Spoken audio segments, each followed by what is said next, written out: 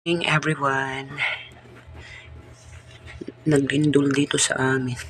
Kakauwi ko lang guys at ako'y matutulog na. Anyways, sagutin ko lang po ang isa sa mga comment ng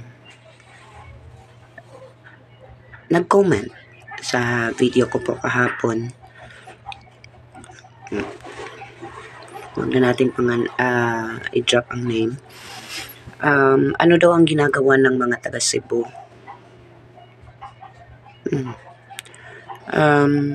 We're doing our best naman.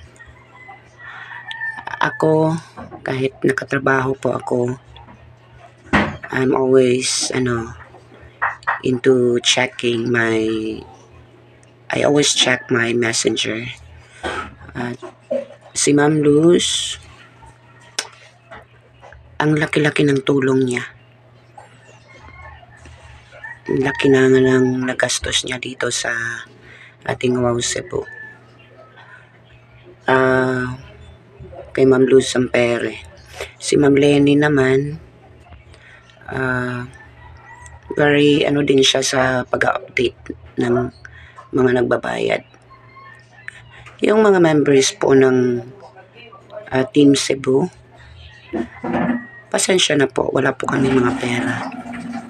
Kaya kung sinasabi ninyong itatanong ninyong anong ginagawa, syempre they're doing their best also. Nag-aano din sila ng pwede maka-attend, but it's just that kung financial talagang pag-usapan, wala po silang syempre maayabak, kundi prayers lang po. Wala po kami mga pera at wala pong kaming abroad na kinakapitan sa ngayon. Kaya po ganyan po ang status ng Wow Cebu ngayon. But cross fingers, anyway, may ilang araw pa naman bago mag meet and greet. May awa si Lord. Bigyan po kami ng miracle para dumating yung araw na may magpipiham sa akin na Inday, mag-i-sponsor ako. Posible yan sa mga kabunso kasi mababait. So yan lang ang sagot ko sa tanong or comment ng isa sa mga commenters. Ginagawa po namin ang lahat. Kaya nga lang wala po kaming sapat or kakayanan or pera para tustusan po ang Wow Cebu. Hindi naman po kami yung tipong na mag-PPM, kakapalan yung muka. Hindi po kami ganyan. Ganyan po yung mga taga Cebu. Lihok tao kay tabangan. So muna mua.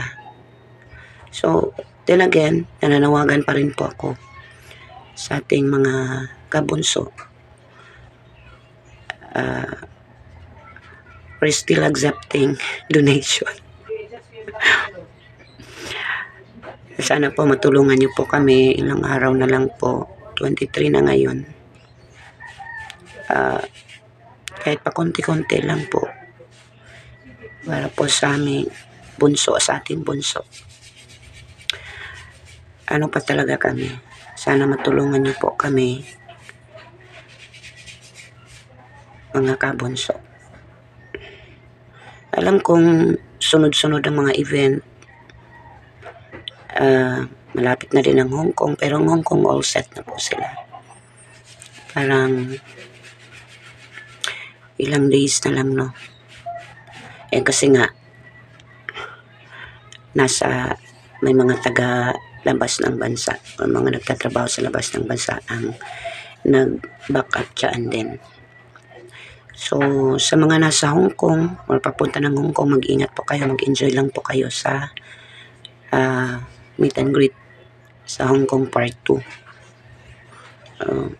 Sa mga pupunta po ng Cebu, See you.